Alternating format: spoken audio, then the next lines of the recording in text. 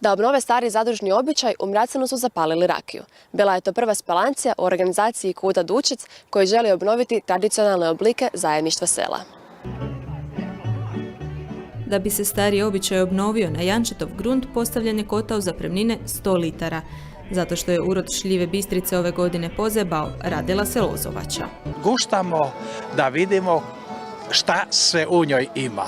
Šta je sve sakriveno u tim mirisima?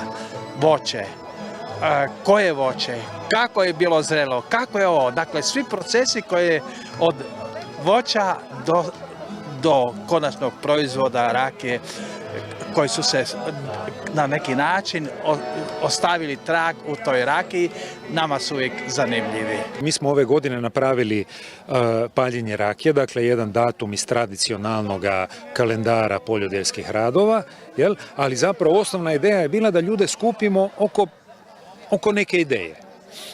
A ta ideja jest? Ta ideja jest idemo Mraclinci nastupiti kao tim. Mi smo danas našim mladim članovima i našim mladim gostima pokazali kako se pali rakija, pa smo im pokazali kako se kuha turopoljski gulaš, imali smo podrapane gaće, imali smo kukuruzni kruh, znači jedno lijepo druženje na današnji praznik, tako da evo i vrijeme nas je poslužilo.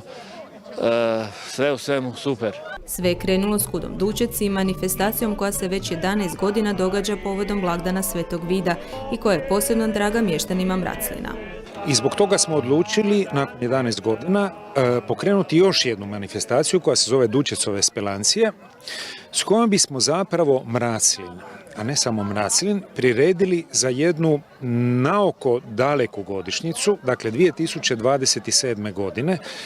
Mraclin obilježava 100 godina od asanacije sela. Kroz ovakve događaje želje je obnoviti tradicionalne oblike zajedništva sela.